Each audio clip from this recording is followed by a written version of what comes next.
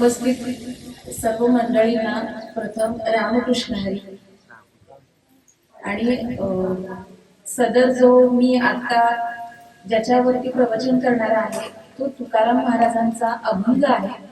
आणि तुकाराम महाराजांना काही लोक विचारतात, तुकाराम महाराज तुम्हाला हे सुख कुठं मिळालं?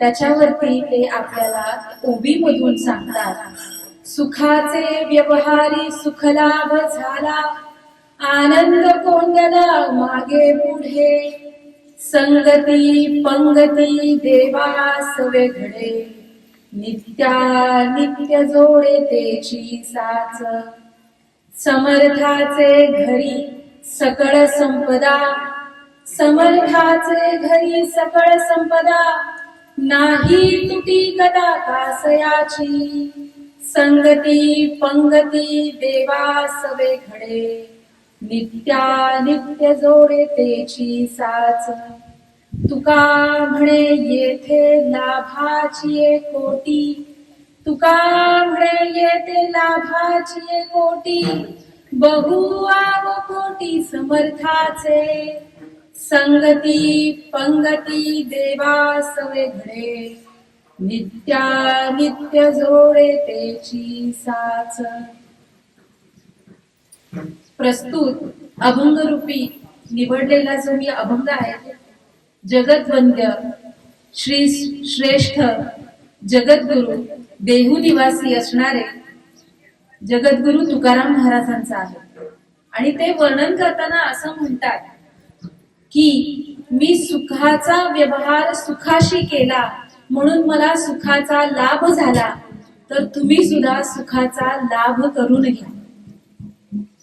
मी चिंतन रूपी सेवेसाठी सुरुवात करण्यापूर्वी परिहार द्यायचा म्हणजे इथे उपस्थित असणारे सगळे वैष्णवजन जे कोणी इथे उपलब्धित आहे त्यांच्या कृपादानाने आणि सद्गुरु ज्ञानेश्वर महाराज आणि जगद्गुरु तुकाराम महाराज तसेच माझे जे गुरु आहेत सहकार क्षेत्रातले वंद्य असे मला असणारे भाई, त्यांच्या चरणी मी नतमस्तक होते आणि मी पारायणाला सुरुवात करते.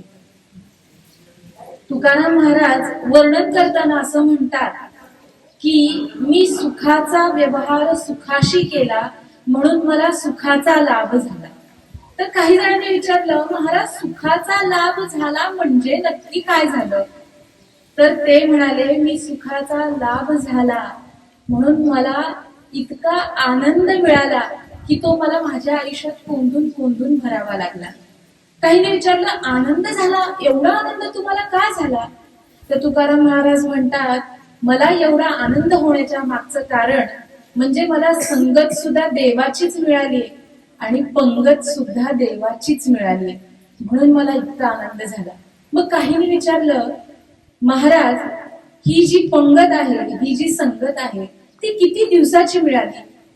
3 महिन्याची मिळाली, 6 महिन्याची मिळाली, वर्षाची मिळाली, 2 वर्षाची मिळाली? तुकाराम महाराज म्हणतात, नाही, मला जी संगत मिळाली ती रोजचीच मिळाली, नित्या नित्य घडे तेची साच.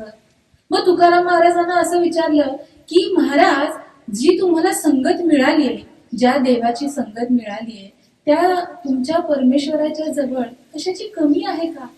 तेव्हा तुकाराम महाराज म्हणतात, अजिबात नाही. माझा जो परमेश्वर आहे, परमात्मा आहे, तो समर्थ आहे, त्याच्या घरी कशाचीही कमी नाही. समर्थाचे घरी सकळ संपदा, नाही तुटी कदा कासयाची. मग तुकाराम महाराजांना विचारलं, तुमचा देव नक्की आहे तरी कसा? तेव्हा तुकाराम महाराज म्हणतात की तुका म्हणे येते लाभाची कोटी. कशी आहे लाभाची कोटी? तर माझा जो परमात्मा आहे, माझा जो परमपुरुष आहे, माझा जो पांडुरंग आहे, माझा जो विठ्ठल आहे, त्याच्या जवळ कुठलाही भक्त असो, मनुष्य असो, राक्षस असो, पशु असो, कुठलाही भक्त अगदी अंतःकरण रूपी भक्तीने जर माझ्या समोर आला तर त्याची जागा माझ्या अंतःकरणारूपी आहे, असा अर्थाचा या अभंग आहे. आणि मी आता त्याला जेवढं काही चिंतन करता येईल तेवढं मी इथे सांगण्याचा प्रयत्न करते. विठ्ठल विठ्ठल विठ्ठल विठ्ठल. तुकाराम महाराज वर्णन करताना म्हणतात, सुखाचा व्यवहार हा सुखाशीच करावा. पण आता कसं झालंय, आता माणसं सुखाचा व्यवहार सुखाशी नाही करत, आता उलट झालंय. आता काय करतात माणसं, व्यवहार करतात पापाशी आणि त्याच्यातनं अपेक्षा करतात मला पुण्य मिळावं. मी उदाहरण देते. एक व्यक्ती पंढरपूरला गेला होता. तुम्ही गेलात का पंढरपूरला? पंढरपूरला गेला होता आणि पंढरपूरला गेल्यानंतर तो संध्याकाळी घरी आला. घरी आल्यानंतर त्याने आंघोळ वगैरे केली. दुसऱ्या दिवशी सकाळी उठले, गावामध्ये फिरायला लागले. मग जे गावातली जे वैष्णव होते त्यांनी विचारलं, काय महाराज तुम्ही गेला होता वारीला, कशी झाली वारी, पंढरपूरचं दर्शन कसं झालं, पांडुरंगाचं दर्शन कसं झालं?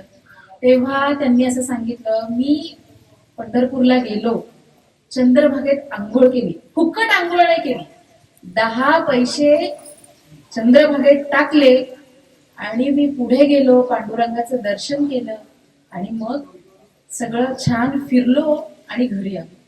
परत ते पुढे गेले. पुढे गेल्यानंतर दुसऱ्यांनी विचारलं, महाराज कशी झाली तुमची, दर्शन कसं झालं? तेव्हा त्यांनी सगळ्यांना जे भेटेल त्यांना असं त्या सांगितलं की मी गेलो, पंढरपूरला गेलो, चंद्रभागेमध्ये आंघोळ केली, फुकट आंघोळ नाही केली, 10 पैसे टाकले आणि मग पांडुरंगाचं जाऊन दर्शन घेतलं, असं सगळ्यांना सांगितलं त्यांनी. फुकट आंघोळ नाही केली, 10 पैसे टाकले, फुकट आंघोळ काय केली नाही, 10 पैसे टाकले. असं करता करता समोरून एक गृहस्थ येत होते. ते त्यांच्या बरोबरच गेले होते पंढरपूरला. त्यांनी विचारलं, काय रे, काय सांगतोस तू गावात सगळ्यांना? मी काय सांगतोय, मी खरं खरं सांगतोय, मी पंढरपूरला गेलो आणि चंद्रभागेमध्ये आंघोळ केली, फुकट आंघोळ नाही केली, 10 पैसे टाकले. बर, तू 10 पैसे टाकलेस का? मग आपण दोघे, मी पण तुझ्या बरोबर आलो होतो ना, आपण दोघे तिथून लाईनीला जाऊन उभं राहिलो, वारीच्या पांडुरंगाचं दर्शन घेण्यासाठी लाईनीत जाऊन उभं राहिलो. सरकत सरकत सरकत सरकत गरुड खांबापर्यंत आलो. त्या गरुड खांबा जवळ एक कुठल्या गावचा पांढरा शर्ट घातलेला एक माणूस पुढे आपल्या पुढे चालला होता. 50ची नोट त्याच्या खिशातनं थोडी बाहेर आली. तू अशी 2 बोटं घातली आणि ती बाहेर काढली. हे तू लोकांना सांगितलंस का? मी तुम्हाला काय म्हणलं, माणसं प्रयत्नानं पाप करतात आणि त्यातनं अपेक्षा कशाची करतात, पुण्याची करतात. त्यांनी काय सांगितलं सगळ्या गावातल्यांना, मी 10 पैसे टाकले. त्यांनी काय सांगितलं, मी पुण्य केलं, मी पुण्य केलं, मी पुण्य केलं. त्यांनी सांगितलं का मी 50 रुपयाचं पाप करून आलोय? अशी माणसं प्रयत्नानं पाप करतात पण त्यातनं पुण्याची अपेक्षा करतात. तुकाराम महाराज म्हणतात, असं करू नका रे बाबांनो. करा तर तुम्ही सुखाशीच व्यवहार करा, पुण्याशीच व्यवहार करा, पापाने आपल्याला काही एक मिळत नाही. मग ते म्हणतात, एकदा एक व्यक्ती मुंबईवरून गावाला आला होता. गावाला येताना त्याने 15,000चा बूट आणला होता त्याच्या बागेत. तो सकाळी घरी पोचला. घरी पोचल्यानंतर सकाळी 1 तास झोप काढली, आंघोळ वगैरे केली आणि नवीन कपडे घातले, नाश्ता वगैरे केला आणि तो 15,000चा बूट पायात घातला आणि गावात फेरफटका मारायला गेला. आता त्याने 15,000चा बूट घातलाय, तो साधा चालेल का? चालेल का? असा पाय आपटत आपटत चालला होता. मग समोरून 2 व्यक्ती आले गावचे. त्यांनी विचारलं, काय, कधी आला मुंबईवरून? त्यांनी सांगितलं, मी सकाळी आलो, आता म्हटलं जरा गावातला एक फेरफटका मारून येतो. त्यांनी सांगितलं, बर. अरे वा, काय शूज आहे तुमचा? मग असणारच, 15,000चा शूज आहे तो. असं म्हणत त्यांनी सगळ्या गावात फिरायला गेला. तिथून पुढे गेला. मग त्यांनी विचारलं, दुसऱ्या माणसाने विचारलं, काय, कुठून बूट आणलात, कुठल्या कंपनीचा? त्यांनी सांगितलं, अहो 15,000चा बूट आहे, या अमुक अमुक या कंपनीचा आहे. बरं, सगळ्या गावात चर्चा, 15,000चा बूट, 15,000चा बूट. तो दिवस तसा गेला आणि तो घरी आला. घरी आल्यानंतर दुसऱ्या दिवशी सकाळी त्याने आंघोळ वगैरे केली, फ्रेश झाला, नाश्ता वगैरे केला आणि चांगले कपडे घातले आणि पायात काय घातले असेल त्याने, स्लीपर घातले. आणि तो परत ज्या आळीत फिरत होता, त्याच आळीत तो आज पण फिरायला गेला. आणि जी काल माणसं भेटली होती तीच माणसं त्याला आज पण भेटली. त्यांनी विचारलं, का रे तू 15,000चा बूट घातला होतास, आज घातला नाहीस, छान दिसत होता, तू सुंदर दिसत होतास त्याच्यात, असं त्यांना खूप जणांनी विचारलं. मग त्यांनी सगळेजण बसले असताना त्यांना उत्तर दिलं, अरे बाबा, तो शूज दिसताना तुम्हाला चांगला वाटत होता, 15,000चा होता, महागाचा होता, माझ्या पायाला चांगला दिसत होता, मी मान्य करतो. पण तो आतून मला किती टोचत होता तो मलाच माहिती. तो दिसताना तुम्हाला सुंदर दिसतोय, पण टोचतोय किती तो माझं मलाच माहिती. असाच सगळ्यांचा बूट आहे तो प्रपंचाचा आहे. परमार्थामध्ये आणि प्रपंचामध्ये दोघांमध्ये सुख हे वेगळं असतं. आता तुम्ही म्हणाल कसं वेगळं, तर बघा, परमार्थामध्ये एका वेळेस सगळ्यांना सुख असतं आणि प्रपंचामध्ये एका वेळेस एकालाच सुख असतं. तुम्ही म्हणाल कसं, असं कसं म्हणेल की एका वेळेस एकाला सुख. बघा, जिलेबी आहे, जिलेबीचं सुख कशाला आहे, कशाला आहे, जिभेला. सुंदर सुगंध आहे, सुगंध आहे कशाला, त्याचं सुख कशाला आहे, नाकाला. सुंदर दृश्य लावलंय, त्याचं सुख कशाला आहे, डोळ्यांना. एका वेळेस एकाला सुख आहे. पण प्रपंचामध्ये असं नाही बरं का, परमार्थामध्ये असं नाही बरं का. परमार्थात तुम्ही हरिपाठाला उभे राहा, भजनात उभे राहा, असा हरिपाठ रंगायला लागला आणि हरिपाठात वैष्णव नाचायला लागले की सुख बघा. नाचताना सुख कशाला आहे, पायाला. बघताना सुख कशाला आहे, डोळ्याला. टाळ वाजवताना सुख कशाला आहे, हातांना. आणि हे सगळं बघताना सुख कशाला आहे, डोळ्यांना. आणि ह्याचा सगळ्याचा आनंद घेताना सुख कशाला आहे, मनाला. कसं आहे, प्रपंचातलं सुख वेगळं आणि परमार्थातलं सुख वेगळे. असंच तुकाराम महाराज म्हणतात की प्रपंचातलं, तुकाराम महाराज स्वतः प्रपंच होते, पण त्यांनी प्रपंच करून परमार्थ केला. आपले कुठलेच संत असं म्हणत नाही की तुम्ही प्रपंच सोडा आणि परमार्थ करा, असं म्हणतात. प्रपंच करत करत तुम्ही परमार्थ करा. आता बघा, सुख नक्की, सुख कशात आहे, तुम्हाला काय वाटतं, सुख नक्की कशात आहे, प्रपंचात आहे की परमार्थात आहे. आता प्रपंचातलं जे सुख असतं ते कसं असतं आणि परमार्थातलं जे सुख असतं ते कसं असतं बघा. त्याच्या दोघांमध्ये खूप अंतर असतं. आपण जेव्हा जन्माला येतो, जन्माला आल्यानंतर पांडुरंगाला असं, पांडुरंगाची एक ओवी आहे की सुख सांगताना असं म्हणतात की सांगा ऐसा पांडुरंगासारखा दुजा, सुखरूप ऐसे कोण असे पांडुरंगासारखा. म्हणजे जे काही सुख आहे ते कुठे आहे, पांडुरंगाजवळ आहे. आपण काय करतो, प्रपंचामध्ये सुख म्हणतो, हे घर आहे त्याच्यात माझं सुख आहे, बरोबर, ही गाडी आहे गाडीतनं मला सुख मिळालंय, बरोबर. आपण काय म्हणतो, हे माझं गृहस्थ आहे, गृहस्थामधून सुख मिळतं. आपल्याला तिथून सुख मिळतं का, किती सुख मिळतं, क्षुल्लक, थोड्या मिनिटासाठी. प्रपंचातलं सुख मोजता येतं, परमार्थातलं सुख मोजता येत नाही. तर तुम्ही म्हणाल कसं, आज दिवसभर सुट्टी आहे, 2 तासाचा पिक्चर बघितला, 2 तासाचं सुख आहे की नाही, मोजता आलं की नाही. प्रपंचातलं सुख कसं आहे, 2 तास पिक्चर बघितला, सुख मिळालं. 4 दिवस सुट्टी आहे, महाबळेश्वरला गेलो, महाबळेश्वरला गेल्यानंतर 4 दिवस सुख घेतलं, मोजता आलं की नाही. पण प्रपंचातलं सुख असं, परमार्थातलं सुख असं नाही. परमार्थातलं सुख आहे, भरपूर आहे. परमार्थातलं भाव गेला, क्षीण गेला, अवघा झाला आनंद, अवघेची त्रैलोक्य आनंदाचे आता, चरणी जगन्नाथा चित्त एक, अवघाची संसार सुखाचा करेण, आनंदे भरेण ठाई एक, तिन्ही दुःख आहे की नाही. किती आहे, सगळा सांगितलं पण किती आहे ते सांगितलं नाही.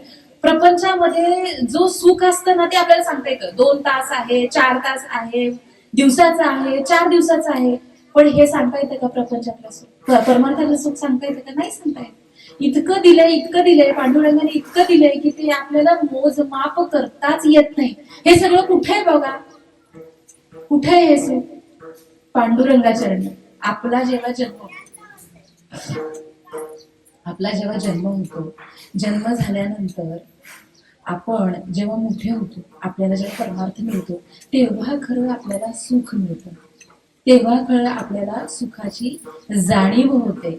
जेव्हा पांडुरंग परमात्मा खरं म्हणजे आपण म्हणतो की आपलं आणि पांडुरंगाचं काय नातं आहे. आता तुम्ही बघा, जर समजा आपण म्हणतो की मी माझ्या बायकोवर खूप प्रेम करते, मी माझ्या नवऱ्यावर खूप प्रेम करते, आपण कळत न कळत कोणावर प्रेम करत असतो? त्या पांडुरंगावर प्रेम करत असतो. आता तुम्ही म्हणताय की मी माझ्या बायकोवर खूप प्रेम करतो, समजा बायकोचा जीव गेला, तुम्ही तिला रूम मध्ये बसून तिच्याशी गप्पा माराल का हो? तुम्ही 4 जणांना तिच्या बरोबर घेणार ना? नाही नाही नाही, मला 4 जण पाहिजेत. का? आपण कळत न कळत तिच्यामध्ये असणाऱ्या परमात्म्यावर प्रेम करतो.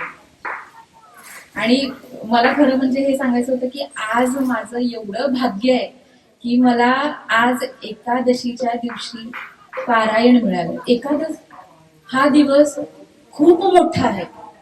श्रीकृष्ण परमात्म्यांनी धर्माला एक कथा सांगितली की त्यांनी सांगितलं की सुख जर तुला पाहिजे असेल तर तू काय कर.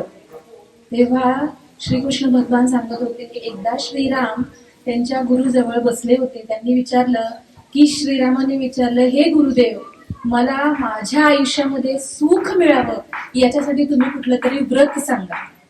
तेव्हा त्यांचे गुरु त्यांना म्हणाले, हे श्रीरामा, तुझ्यामध्ये कुठल्याही गोष्टीची कमतरता नाहीये, तू परिपूर्ण आहेस. पण तू हा प्रश्न विचारलायस याच्या मागे तू लोक कल्याणासाठी हा प्रश्न विचारलायस हे मी जाणते, मी हे जाणतो. म्हणून मी तुला सांगतो की एकदा काय होतं की जेव्हा आपण एकादश पकडतो तेव्हा एकादशीचं जे पुण्य असतं ते आपण 1000 यज्ञ केल्याचं पुण्य एकादशी दिवशी असतं. एकादशी दिवशी आपण म्हणतो की अन्न ग्रहण करायचं नाही. याच्यामध्ये भागवतामध्ये एक कथा येते. परीक्षित राजा, तुम्हाला माहिती आहे का परीक्षित कोण होते? परीक्षित श्री अर्जुनाचे पुत्र परीक्षित होते. तर परीक्षितांनी काय केलं की ते जेव्हा परीक्षितांचं राज्य असं होतं की आपण म्हणू ना की सत्याचं, की जिथे कुठलाही चुकीची गोष्ट घडत नाही किंवा कोणालाही कैद होत नव्हती, असं ते राज्य होतं. तर ते काय होतं, परीक्षित एकदा बाहेर फिरायला जातात. बाहेर फिरायला गेल्यानंतर त्यांना एक बैल दिसतो आणि तो एका पायावर उभा असतो आणि त्याचे 3 पाय कापलेले असतात. तेव्हा परीक्षितांना असं वाटतं की माझं राज्य इतकं चांगलं आहे की मी माझ्या कैदेमध्ये सुद्धा कुणी नाहीये, तर मग असे 3 पाय कापणारा असा माणूस कोण आहे, मला तो दिसू द्या. तर समोरून एक अगदी पूर्ण काळा माणूस की ज्याला बघूनही भीती वाटेल असा माणूस येत होता आणि त्याच्या हातामध्ये तलवार होती आणि तो त्या बैलाचा 4था पाय कापायला चालला होता. परीक्षितांना राग आला. त्यांनी विचारलं, कोण आहेस तू? तू ह्या बैलाचा पाय का कापतोस? तेव्हा त्यांनी सांगितलं, महाराज, आणि परीक्षितांमध्ये एवढं सामर्थ्य होतं की ते कलीला सुद्धा मारू शकत होते. तेव्हा कली त्यांना शरण गेले आणि त्यांनी सांगितलं की महाराज, मला तुम्ही क्षमा करा, मी कली आहे, मला स्वतः ब्रह्मांनी पृथ्वीवर पाठवलेलं आहे, तर तुम्ही मला मारू नका. मग ते म्हणतात, अरे तू आल्यानंतर बैलाचे 3ही पाय कापलेले आणि 4था पाय पण तू कापतोयस, मग मी तुला जिवंत कसा ठेवू? पण तू मला शरण आलायस म्हणून मग मी तुला जागा देतो, त्याच जागी तू राहा. त्याच्या व्यतिरिक्त जर तू कुठे राहशील तर ते मला चालणार नाही. तर तो म्हणतो, मी कुठे राहू? परीक्षित महाराज, अख्खी पृथ्वीवरती तुमचं राज्य आहे, तर मी कुठे राहू? मग त्यांनी सांगितलं, मी तुला 5 जागा देतो, त्या 5 जागांमध्येच तू राहा. त्यांनी विचारलं, कुठल्या जागा? त्यांनी पहिलं सांगितलं द्यूत. द्यूत म्हणजे काय असतं? आपण कुठलाही सट्टा लावतो किंवा आपण म्हणतो की आपण पैशावरती गेम खेळतो, ते म्हणजे द्यूत. दुसरं म्हणजे काय? पाप. तिसरं म्हणजे परस्त्री संबंध किंवा परपुरुष संबंध, चौथं म्हणजे कलह, आणि पाचवं हे सगळ्यात घातक आहे पण आता कलियुगामध्ये सगळेजण हेच करतात, जे आपल्याला न कष्ट करता जे आपल्याला धन मिळतं त्याच्यामध्ये कली असतो. आता तुम्ही म्हणाल की मग आम्ही हे आपण काय करतो, एखादी रूम घेतो, ती भाड्याने देतो आणि मग त्याचे पैसे आपण, म्हणजे हे काय झालं, आपण कष्ट केले का त्याच्या मागे? नाही केले, हे आपल्याला मिळालेले पैसा. पण काय करायचं, ह्याच्यातली थोडीशी रक्कम काढायची आणि त्याचं आपण सत्व गुणांसाठी, म्हणजे जिथं कुठेतरी पारायण चाललंय, जिथे कुठेतरी पुण्याची कामं चालली तिथं, किंवा एखाद्याला आपण भोजनाचं दान केलंय, अशा ठिकाणी तो पैसा आपण गुंतवला पाहिजे, त्याच्यामध्ये आपल्याला कधी जाणवत नाही. मग कधी म्हणतो की हे परीक्षिता, तुम्ही असं म्हणताय की या ठिकाणी तर जे सामान्य लोक आहेत तेच जाणार, वैष्णव लोक नाही जाणार. मग मी वैष्णव लोकांना कसं पकडू? त्यांना पण माझी माझी इच्छा आहे ना की मी त्यांना पण पकडावं. मग तेव्हा ते सांगतात की ज्या दिवशी एकादश असेल त्या दिवशी, एकादशीच्या दिवशी मी माझं स्थान, तुला मी असं स्थान देतो की एकादशीच्या दिवशी तू अन्नामध्ये तुझं वास्तव्य कर. कारण जे कोणी वैष्णव असतील ते त्या दिवशी अन्न ग्रहण करणार नाही, आणि जे अन्न ग्रहण करतील त्यांना कलीचा प्रादुर्भाव होईल. आता तुम्ही म्हणाल कलीचा प्रादुर्भाव म्हणजे काय, तर मी तुम्हाला आधी जे 5 जागा सांगितल्या, पापम, द्युमम, परस्त्री संबंध, कलह, आणि जे आपल्याला न कष्ट करता आपल्याला जे धन मिळतं, लक्ष्मी येते ती, त्याच्या ठिकाणी ते आपल्याला मिळतं. म्हणून आपण आपण काय करा, एकादश ही वैष्णवांनी पकडलीच पाहिजे. हे फक्त लक्षात ठेवा की बाबा आपली एकादश आलेली, आपण वैष्णव आहोत. वैष्णव असो नसो, ज्यांनी कुणी माळ घातली नाही त्यांनी तरी किमान एकादश पकडा, म्हणजे एकादशीतून आपल्याला कलीचा प्रादुर्भाव होणार नाही किंवा कमी होईल. कारण कसं असतं की आपण असं म्हणतो की नाही नाही नाही नाही, मला माहितीये आमच्या घरात काही कलह होत नाही, आम्ही काय भांडत नाही, आपल्याकडे दुसरी मार्ग आहेत ना कधीला येण्यासाठी, आपण ती सोडलेली आहे. आता समजा आपण मित्राला किंवा म्हणतो, बघा आता मी तुझ्या बरोबर एक पैस लावली, हे झालं तर मला तू 500 रुपये दे, असं म्हटलो, आणि मग काय झालं की आपण त्याला म्हणतो की, आणि आपण समजा हरल्यानंतर काय होतं, 500 रुपये म्हणतो आता घे बाबा. जर समजा आपण ते घेतले तर आपल्याकडे काय येणार, कली येणार.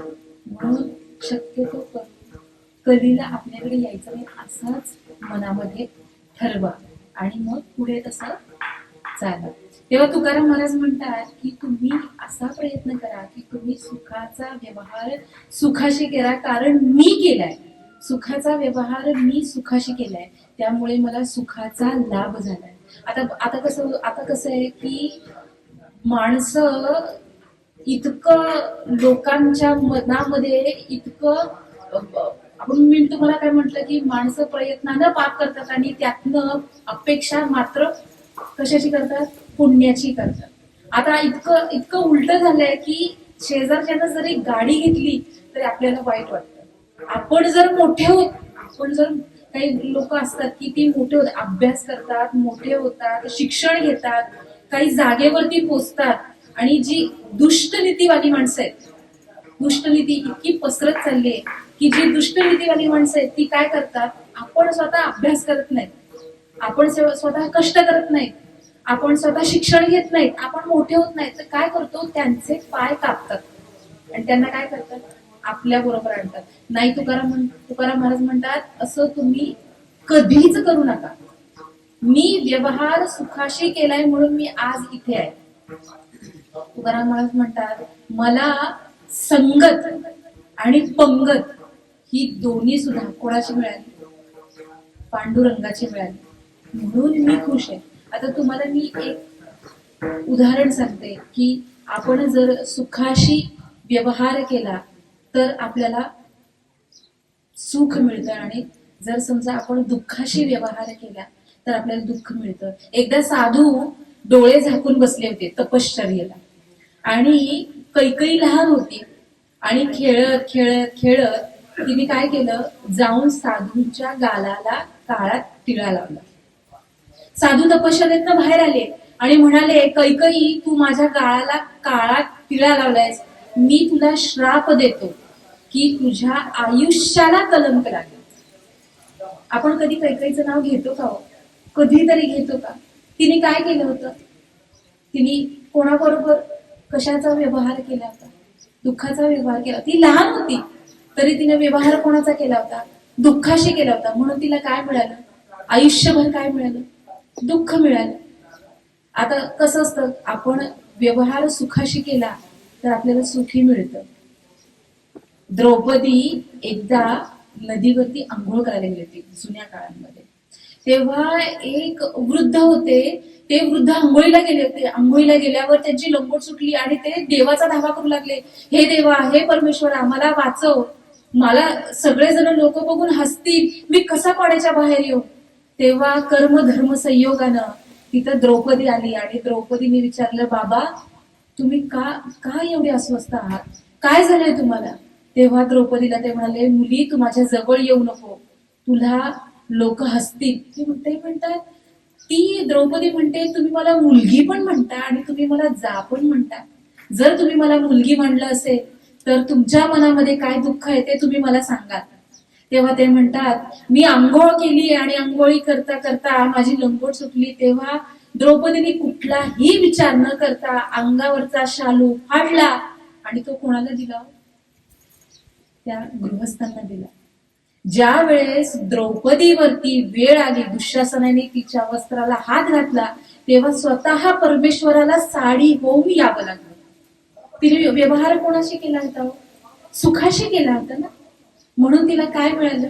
सुख मिळालं. असंच तुकाराम महाराज म्हणतात, तुम्ही व्यवहार करा तो सुखाशी करा. आता परमार्थामध्ये कसं असतं, तुम्ही म्हणाल की मी फक्त सुखाशीच व्यवहार करेन म्हणजे मला सुखच मिळेल. परमार्थामध्ये कसं आहे बघा, तुम्ही दुःखाशी व्यवहार केलात ना तरी तुम्हाला सुखाचा लाभ आहे. तुम्ही पाषाण बघितलंय का? मोठं पाषाण, दगड दगड बघितलंय ना? दगडाला मूर्तिकार आकार देतो. कशाने देतो? छन्नीने देतो. आपण म्हणतो ना, कशाने देतो? टाक्याचे घाव कोणाला पडतात? त्या मूर्तीला पडतात, तिला आकार देतात. आणि आकार दिल्यानंतर आपण तिला मंदिरात आणतो आणि मंदिरात बसवतो आणि मग आपण तिला नतमस्तक होतो. नतमस्तक होण्यापूर्वी तिने काय केलं होतं? टाकीचे घाव सोसले होते ना, टाकीचे घाव सोसले होते ना तिने. मग टाकीचे घाव सोसल्यानंतर तिला काय आलंय? देवपण मिळालंय ना. तिने व्यवहार कशाशी केला होता? तो जर तिथे म्हणाला असता की मला हे टाकीचे घाव सहन नाही करायचे, मग त्याला कुठे जागा मिळाली असती? नारळ फोडायला. जे टाकीचे घाव सहन करत नाही त्यांना जागा कुठे असते? नारळाला. नारळ फोडायला जो पाषाण असतो तो कुठला असतो? ज्यांनी स्वतःवरती कष्ट केलेलं नसतं. बरोबर ना? श्रीमद भागवत पुराणामध्ये एक कथा येते.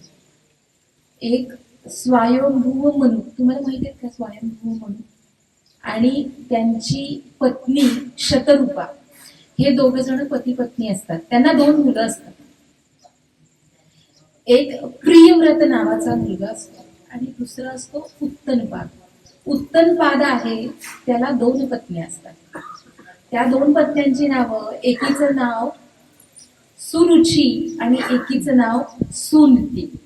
आता तुम्ही म्हणाल की त्यांना 2 पत्नी आहेत. इथे असणाऱ्या प्रत्येकाला 2 पत्नी आहेत. आता तुम्ही म्हणाल आम्हाला एकच आहे पत्नी, आम्हाला कशा 2-2? बघा, सुनीती, नीती म्हणजे कोण? बुद्धी. आणि सुरुची, रुची म्हणजे कोण? मन. जिथे मन असतं तिथे बुद्धी कधी येते का? तुम्ही परीक्षेला जा, परीक्षेला मन घेऊन जाल का? पेपर लिहिताना मनाचा वापर कराल का? हा प्रश्न आहे, मला याचं उत्तर द्यायचंय, मी मनानं 1, 2, 3 जे मला वाटेल ते मी लिहिणार, असं होईल का? तिथे तुम्हाला कोणाला घेऊन जावं लागणार आहे? बुद्धीला. म्हणून जिथे बुद्धी असते तिथे नीती असते, तिथे कधीही रुची येत नाही. असेच ते उत्तमपाद होते, त्यांना सुनीती आणि सुरुची अशा 2 पत्न्या होत्या. त्यांची आवडती कोण असणार? आता तुम्ही सांगा, आवडती कोण असणार? सुरुची, ज्याच्यामध्ये आपली रुची असते ती त्यांची आवडतीची बायको होती. आणि तिला जो मुलगा होता त्या मुलग्याचं नाव असतं उत्तम. आणि त्यांना जी दुसरी बायको असते सुनीती, सुनीतीच्या मुलाचं नाव असतं माहितीये तुम्हाला? त्यांचं नाव असतं ध्रुव बाळ. आणि ज्या वेळेस काय होतं की ध्रुव बाळ खेळत खेळत खेळत त्यांच्या बाबांच्या मांडीवरती जाऊन बसायला जातात. ते कशावर बसलेले असतात? सिंहासनावर, कारण ते राजा असतात ना. राजांच्या मांडीवरती पहिल्यांदा उत्तम बसलेला असतो. सुरुचीचा मुलगा आधी बसलेला असतो आणि सुनीतीचा मुलगा खेळत खेळत खेळत, ध्रुव बाळ खेळत खेळत खेळत त्यांच्या मांडीवरती बसायला जातात. आणि राजा काय करतो?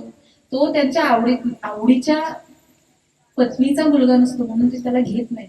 मग तो रडत रडत रडत सुरुचीकडे जातो आणि आईला म्हणतात, आई मला बाबांनी जवळ घेतलं नाही, मला खूप वाईट वाटतंय, मी काय करू, तू सांग ना बाबांना समजावून. तेव्हा ती म्हणते, हे बघ बाबा तुझे काही चुकीचे वागलेले नाहीये, कारण तू दुसऱ्या कोणाच्या तरी पोटी जन्म घेतलेला आहेस. जर तुला तुझ्या बाबांच्या मांडीवर खेळायचं असेल तर तू काय कर, श्री नारायणांची आराधना कर, त्यांचं तप कर आणि त्यांना जाऊन तू माग की हे परमेश्वरा, हे परमात्मा, तुम्ही मला सुरुचीच्या पोटी जन्म द्या आणि जेव्हा तू माझ्या पोटी जन्माला येशील तेव्हा तू खेळण्याच्या किंवा तुझ्या बाबांच्या मांडीवर बसण्याच्या लायक होशील. आणि हे सगळं बघून त्याला खूप वाईट वाटलं की माझी स्वतःची आई मला अशी म्हणते. तो रडत रडत रडत त्याच्या आईकडे गेला. सुनीती होती, ती पण राणीच होती.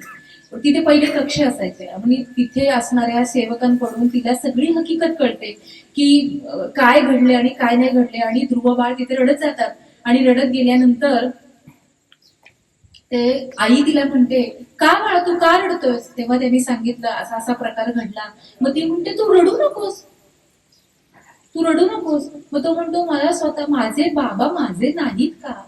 तो म्हणतो, नाही नाही असं तू समजू नकोस. मग त्यांनी विचारलं की माझ्या आईने सुद्धा मला नकारलं. ती म्हणते, ती तुझी गुरु आई आहे.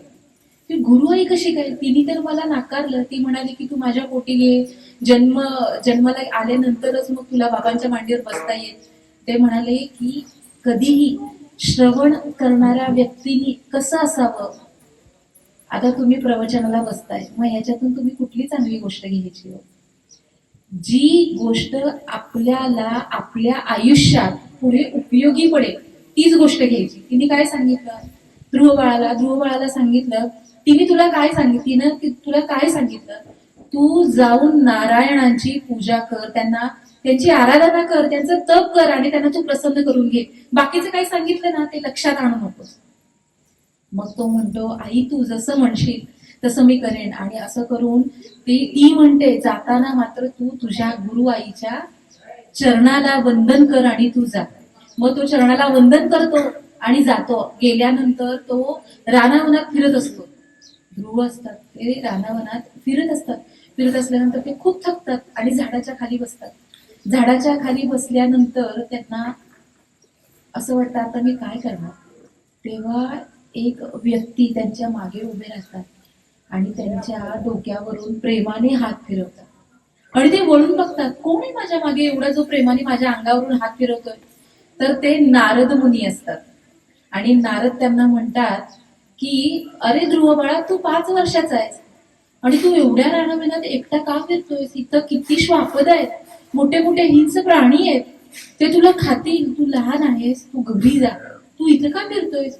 तर घडलेली सगळी हकीकत ते नारदांना सांगतात. आणि नारदांना सांगितल्यानंतर नारद म्हणतात, मला माहितीये तुला ह्या गोष्टींचं वाईट वाटलंय, तू मोठा हो, मोठा झाल्यानंतर तू तप कर आणि श्रीहरी विष्णूंना तू प्रसन्न करून घे. तर ते म्हणतात, नाही, मी क्षत्रिय आहे, क्षत्रियांनी दिलेला शब्द कधीही मोडत नाही, त्यामुळे मी काय करणार?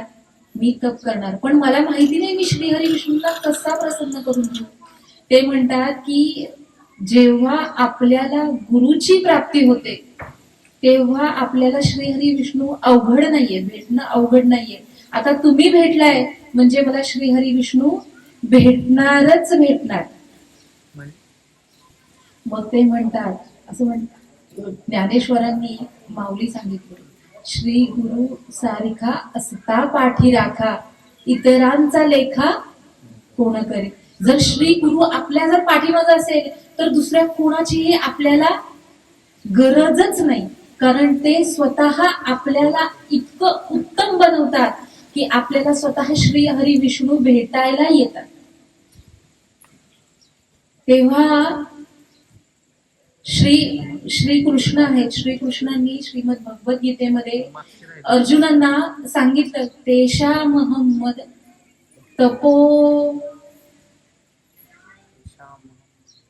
तेषामहं समुद्धरता मृत्यु संसार सागरात भवामि नचिदत्पार्था मृत्यू संसार सागरात.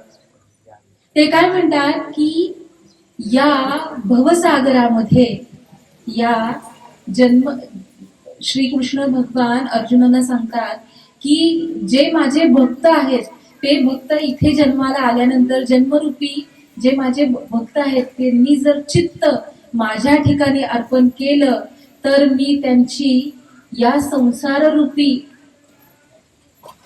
भवसागरातून सुटका करून देतो. तर श्रीहरी विष्णू स्वतः आपल्या भक्तांना सोडवण्यासाठी पळत येतात, धावत येतात.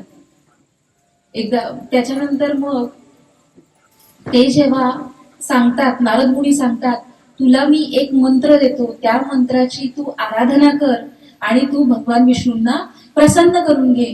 मग ते काय करतात, आता ते 5 वर्षाचे होते, ते कसे तप करतील. पहिल्या महिन्यामध्ये ते काय करतात, पहिल्या महिन्यामध्ये फक्त ते 3 दिवस खातात, 3 दिवस खातात आणि चौथ्या दिवशी ते तपाला बसतात. असं करत करत 3 दिवसाचा ब्रेक घेतात, म्हणजे 3 दिवस उपवास करायचा, 3 दिवस उपवास केल्यानंतर चौथ्या दिवशी खायचं. असं करत करत 1 महिना घालवतात. दुसऱ्या महिन्यात 6 दिवस उपवास करतात आणि 7व्या दिवशी खातात. तिसऱ्या महिन्यामध्ये ते 9 दिवस उपवास करतात आणि 10व्या दिवशी खातात. अशा प्रकारे ते तप करतात आणि 4थ्या महिन्यात ते पूर्णपणे उपाशी राहतात, काहीच खात नाही, फक्त पाण्यावरती ते जिवंत राहतात. आणि नंतर 5व्या महिन्यात ते पाणीही सोडतात, श्वसनावरती जिवंत राहतात. आणि नंतर अशी वेळ येते की 5व्या महिन्यामध्ये ते श्वसन बंद करतात आणि त्याच्यावरती ते जगतात. आणि काय होतं की श्रीहरी विष्णूंना जे काही त्यांचे जे वैष्णव असतात ते त्यांच्याकडे जातात आणि त्यांना म्हणतात, श्रीहरी विष्णू एक छोटा बालक आहे, 5 वर्षाचा बालक आहे, त्यांनी अन्न पाणी सगळं सोडलंय, श्वास सुद्धा सोडलाय आणि तो तुमचं तप करतोय, तुम्ही जाऊन त्यांना प्रसन्न व्हा. मग श्रीहरी विष्णू त्यांना जाऊन प्रसन्न होतात आणि ध्रुवांना विचारतात, ध्रुव बाळा, तू का माझं तप केलंयस, तुला काय हवंय, सांग मला तू. तेव्हा ध्रुव बाळ म्हणतात की श्रीहरी विष्णू, मला आता तुम्ही भेटलाय, मला काही नको. तेव्हा श्रीहरी विष्णू म्हणतात, अरे तू तप करण्याच्या मागचं कारण तुझं वेगळं होतं ना.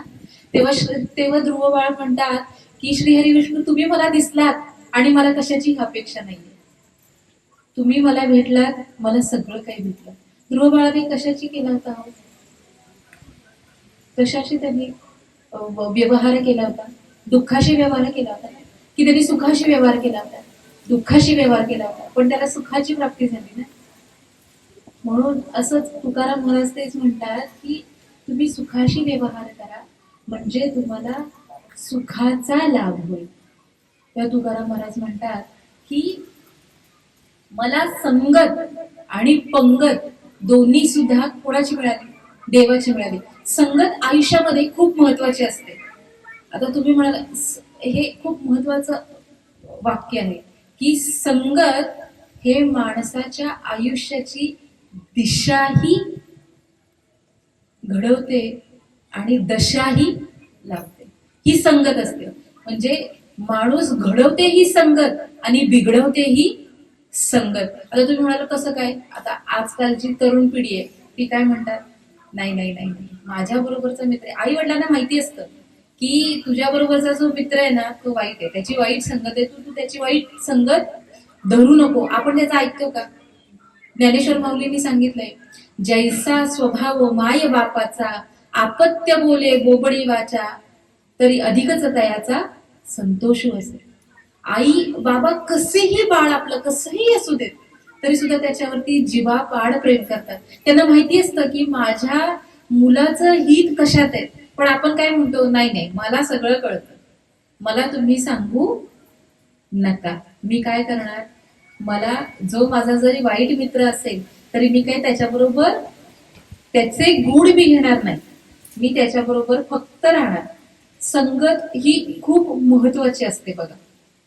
आपण ज्याच्या बरोबर राहतो त्याचे गुण आपल्यात उतरतात, मग ते चांगले असो किंवा वाईट असो. बघा, चांगल्याची संगत धरली ना तर तुमचं कधीही चांगलंच होणार. जर तुम्ही वाईटाची संगत धरली ना तर तुमचं वाईट होणार. आता तुम्ही म्हणाल चांगल्याची संगत कशी आणि वाईटाची संगत कशी. बघा, एकदा काय होतं, पंढरपूरला वारीला तुम्ही गेलाय का? वारीला जर तुम्ही चांगल्या माणसाबरोबर जाल तर तुम्हाला पंढरपूरच्या वारीत बसायला किंवा त्यांच्याबरोबर राहायला मिळेल. जर तुम्ही चांगल्या बरोबर गेला नाहीत तर तुम्ही कुठे असणार? वारीच्या पुढे. बरोबर.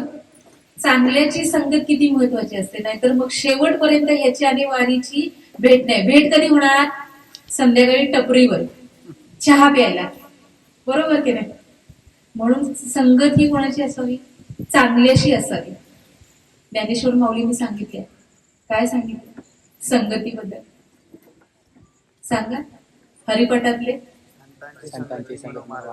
आणि पापाचे कळप पडती पुढे.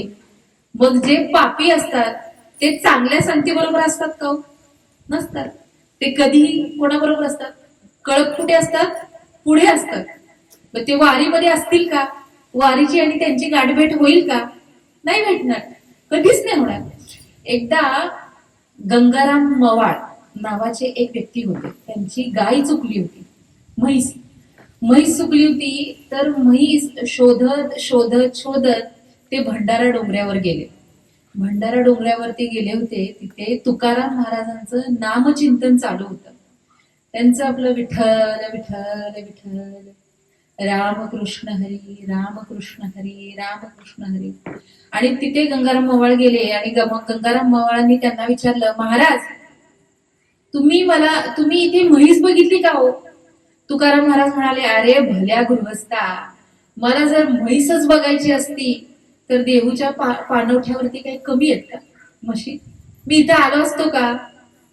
मग ते म्हणतात, अहो तुम्हाला मी विचारतोय काय, तुम्ही उत्तर काय देताय? तर ते म्हणतात, तू म्हैसच हवी आहे ना तुला, पण मी तुला एक गोष्ट सांगतो, ती तेवढी लक्षात ठेव. म्हणतात काय? तर तू माणसाच्या जन्माला आलायस ना तर तू देव शोधायच्या मागे लाग, म्हैस शोधायच्या मागे लागू नको. तेव्हा गंगाराम मवाळ म्हणतात, अहो काय महाराज तुम्ही काय सांगताय, मी तुम्हाला काय विचारतोय, तुम्ही मला उत्तर द्या. तुम्ही म्हैस बघितलीत का? एवढं उत्तर द्या. ते म्हणतात, तुला म्हैसच पाहिजे ना, तू घरी जा, तुझ्या गोट्यात म्हैस आहे. म्हणतात, अहो काय मी अख्खा डोंगर पालता घातला, मला म्हैस मिळाली नाही, तुम्ही सांगताय घरी म्हैस आहे. तू घरी जा रे, तुझ्या घरी म्हैस आहे. ते म्हणतात, बर तुम्ही म्हणताय तर मी घरी जातो. घरी गेल्यानंतर म्हैस दावणीला उभी होती. घरातल्यांना सुद्धा माहिती नाही की म्हैस कधी आली. मग काय मवाळ घरात सुद्धा जात नाही. आल्या वाट्याने परत कुठे जातात? ते भंडारा डोंगरावरती. आणि डोंगरावर गेल्यानंतर तुकाराम महाराज म्हणतात, महाराज म्हणतात, काय भेटली का म्हैस? तेव्हा गंगाराम मावळ म्हणतात, महाराज आता मला म्हैस नको, आता मला देव पाहिजे. संगत किती मिनिटाची घडली हो? 2 मिनिटाची. किती शब्दांची घडली? 10 ते 12 शब्दांची संगत किती घडली? म्हणजे संतांची संगत आणि सामान्यांची संगत किती वेगळी असते. आता तुम्ही म्हणाला संतांची संगत, संत आता नाही. संतांची संगत कशी असते? बहु अवघड आहे संत भेटी. मग आता जर समजा आपल्याला संतांची संगत नाही होत तर मग संतांनी लिहिलेले जे वाङ्मय आहे त्याची तरी आपल्याला संगत घडली पाहिजे. ज्ञानेश्वरी वाचा, तुकाराम गाथा वाचा, नामदेव महाराजांनी लिहिलेले ग्रंथ वाचा, अनुभवामृत वाचा. याच्यातून आपल्याला काय मिळेल? संतांची संगत नाही तर संतांनी लिहिलेला वारसा, त्यांनी सांगितलेल्या चांगल्या गोष्टी, याचा तर आपल्याला संगत मिळेल. जरी त्यांची नाही मिळाली तरी त्यांनी दिलेल्या पुण्याची आपल्याला संगत मिळेल. संगत ही आयुष्यामध्ये खूप महत्वाची असते. तुम्ही सर्कसीला गेलाय का कधी? सर्कसीला गेलाय? इकडे कोण कोण बोलत नाही इथे. सर्कसला कोण गेले? गेलाय? गेलाय ना? सर्कसीमध्ये किती हिंस्र प्राणी असतात. वाघ, सिंह, हत्ती, अजून कोण कोण असतात आठवते का? साप असतात ना. पण तुम्ही तिथे कधी रेडा बघितलाय का? रेडा कुणी बघितलाय का सर्कसीत रेडा? रेडाला कुणी सर्कसीत घेऊच शकत नाही. कारण रेडा हा असा आहे की त्याला शिकवता शिकवता रिंग मास्टर रेडा होऊन जाईल तरी रेडा शिकणार नाही. आता तुम्हाला सांगते, जे ड्रायव्हर असतात ना त्यांना याची भरपूर जाणीव आहे. तो रस्त्याच्या मधूनच चालणार, ह्या बाजूने नाही ह्या बाजूने जाईल. चालणार कुठून? मधूनच. किती हॉर्न वाजवू दे, तो हलतो का? कुणी उत्तरच देत नाही. ऐकताय ना? कुणी जर किती हॉर्न वाजवू, 10 चाकी गाडी नेऊन त्याला चिटकवली तरी तो हलणार का? नाही. मग काय करतात? एक कुणीतरी गाडीतला खाली उतरतो, एक मोठी काठी घेतो आणि त्याच्या पाठीवर मारतो. तेव्हा तो मागे वळून बघतो, काय चाललंय भारतात. असा हा रेडा एवढा मोठ प्राणी. पण त्याची संगत कोणाशी घडली? ज्ञानोबा माऊली बरोबर घडली ना. त्यांनी रेड्याच्या मुखी वेद बोलवला, माणसाच्या मुखी नाही. मी तर म्हणते, मला असं वाटतं की ज्ञानेश्वर माऊली पहिल्यांदा रेड्याला कळले, नंतर ते माणसाला कळले. जर माणसाला कळाले असते तर रेड्यामुखी वेद बोलवला लागला असता का? आळ्याला त्यांची समाधी आहे रेड्यांची. तुम्ही बघितलीये का? कुठल्या प्राण्याची समाधी तुम्ही बघितलीये का? जे भागवत त्याच्यामध्ये आहे त्यांनी कोणाची समाधी बघितलीये का रेड्या व्यतिरिक्त? तिथे जाऊन रेडे महाराज की जय असं म्हणायला लागतं. एवढं महत्व रेड्याला मिळालं. कोणामुळे मिळालं? संगतीमुळे. कोणाची संगत मिळाली त्यांना? संतांची संगती. आपण म्हणतो ना, काय म्हणतो? रेड्यामुखी वेद बोलवला, रेड्यामुखी वेद बोलवला, गर्भद्विजांचा हरविला, गर्भद्विजांचा हरविला, शांती रूपे प्रगटला. ज्ञानोबा माझा. कोण प्रकटला? ज्ञानोबा माझा. त्यांनी काय केलं? रेड्याच्या मुखी वेद बोलवला. एवढं सामर्थ्य ज्ञानोबांच्या मध्ये होतं की नाही? ऐकताय ना तुम्ही सगळेजण? मग संगत ही किती महत्वाची असते की नाही? पण संगत ही आपल्या हातात असते. आपण संगत कोणाबरोबर करायची ती. आता आपले आईबाप आपल्याला सांगतात की बाबा तुझा हा मित्र असा आहे, तू याच्या बरोबर संगत धर. आपण ऐकतो का? आपण ऐकतो का? आयांना भरपूर माहिती आहे. आया सांगतात, अरे तुझा मित्र असा आहे, नको जाऊस त्याच्या बरोबर. तो काय म्हणतो, आई मला माहितीये ग, माझा मित्र कसा आहे तो मला माहितीये, पण मला माहितीये मी कसा आहे. पण कवी इतका प्रबळ आहे की सत्व गुण असतात की नाही, चांगले गुण असतात ना, ते कधी लवकर घेत नाहीत बघा. घेतात का? एखादा हरिपाठाला गेलाय, एखादा मित्र हरिपाठाला गेलाय, तो म्हणाला चल रे हरिपाठाला बसू. जातो का आपण? जातो का? तोच एखादा म्हणेल चल जरा ट्रिप मारून येऊयात 4 दिवसाची. 2 मिनिटात तयार गाडीवर बसून निघाला की नाही? संगत किती महत्वाची असते बघा. सत्व गुण घेतला का? चांगला गुण घेतला का? वाईट गुण कसा पटकन येतो की नाही? आता 2 बायका बसल्या. 2 बायका बसल्यानंतर विषय कोणाचा चालतो? ह्या माझ्या सुनेनी असं केलं, माझ्या सासूनी असं केलं. आपण जेव्हा एकत्र बसतो तेव्हा प्रयत्न करायचा जेवढं होऊ शकेल तेव्हा श्रीहरी विष्णूंचं, कृष्णाचं जेवढ्या काही कथा सांगता येतील एकमेकींना ते प्रयत्न करायचा. जेवढं काही नाम संकीर्तन होईल तेवढा प्रयत्न करायचा. माणसाचा जन्म काय झालाय हो? काय झालंय माणसाचा जन्म? कोणाला माहितीये का आपला जन्म काय झालाय? जन्माला येण्याच्या माग कारण काय हे माहितीये का तुम्हाला? बघा, मी आता काही दिवसांपूर्वी पंढरपूरला गेले होते आणि बालाजीला गेले होते. कोण गेले इथे बालाजीला? बरं, पंढरपूरला गेलेत का? पंढरपूरला गेल्यानंतर आपण लाईनीला किती उभे राहतो? आपली जर तिथे ओळख नसली तर आपल्याला लाईनीला उभं राहावं लागतं की नाही? लाईनीला उभं राहिल्यानंतर आपण खूप वेळ वाट बघतो आणि नंतर आपल्याला पांडुरंगाचं दर्शन घडतं. बरोबर. आता मी कुठे गेले होते?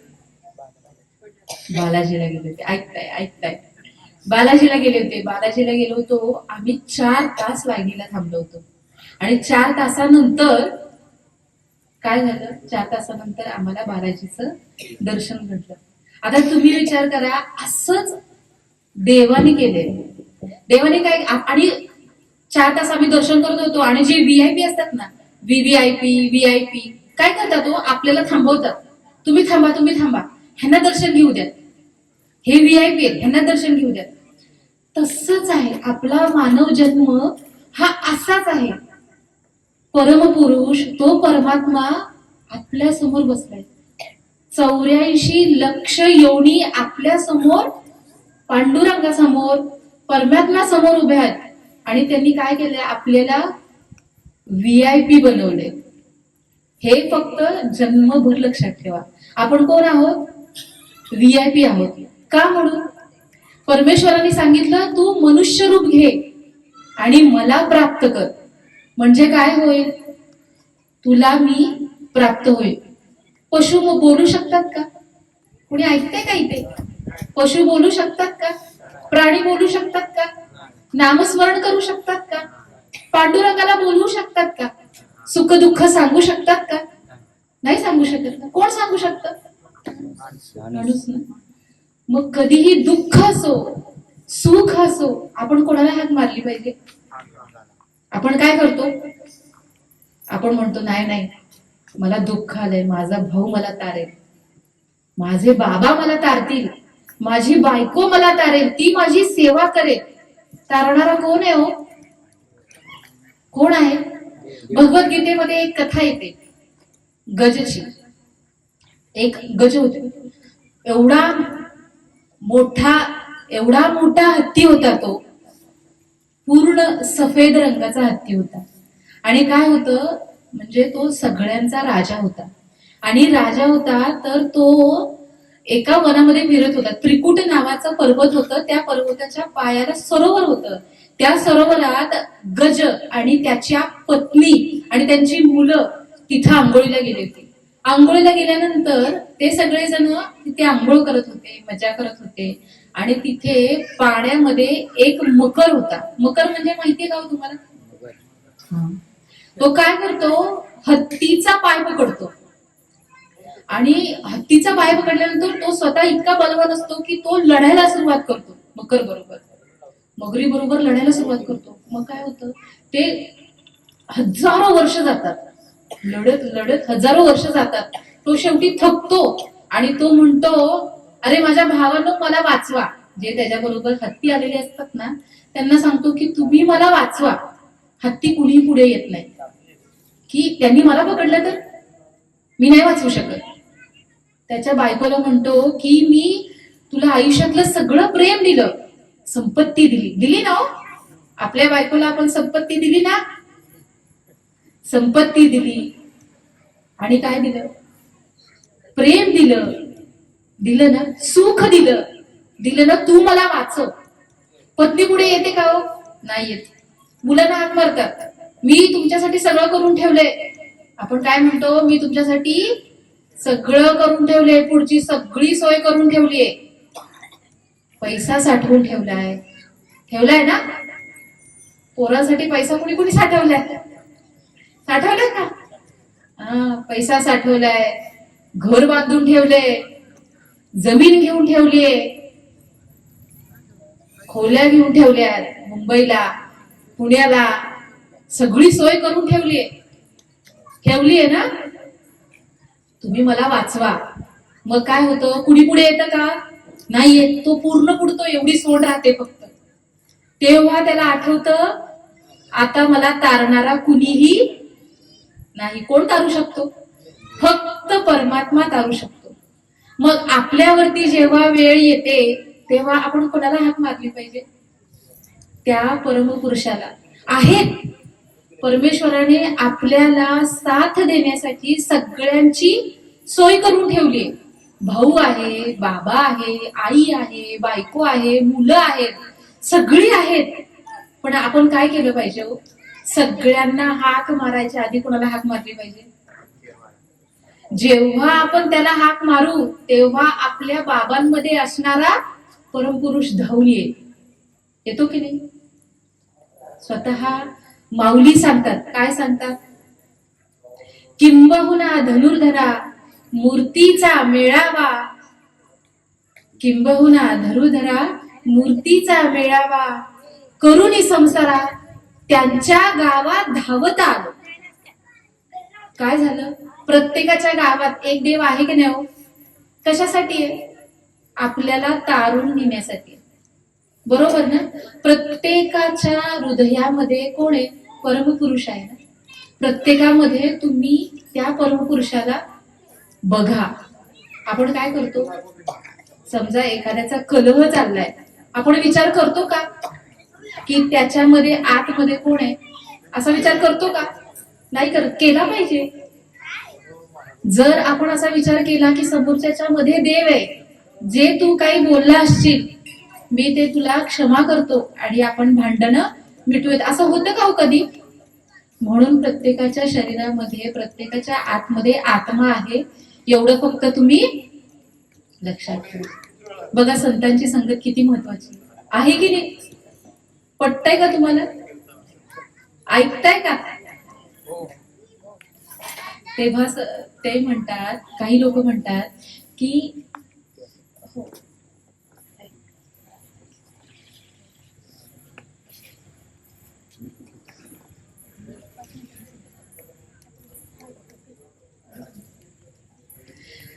तेव्हा तुकाराम महाराजांना असं म्हणतात की जर तुम्हाला संगत आणि पंगत देवाची मिळाली आहे तर तुमच्या त्या परमात्म्याच्या जवळ कशाची कमी आहे का हो?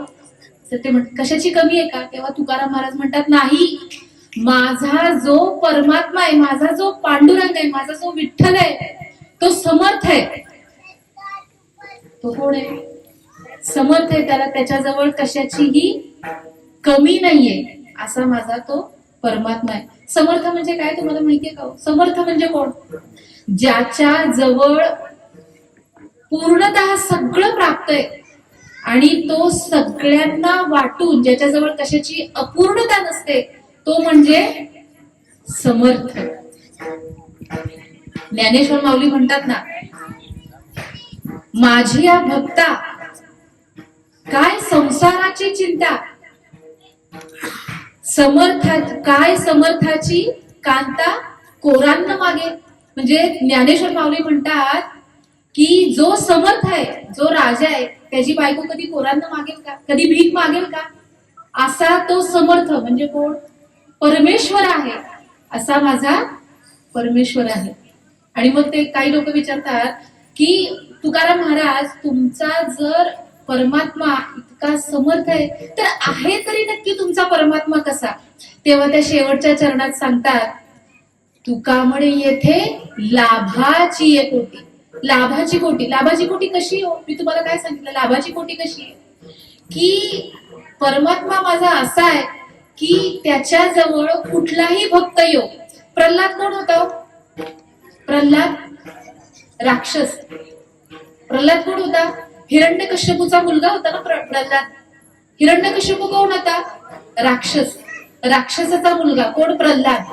तरी सुद्धा त्याला कुठे स्थान दिलं? श्रीहरी विष्णूंनी दिलं ना त्याच्यामध्ये स्थान. गज, हत्ती कोण आहे? प्राणी आहे.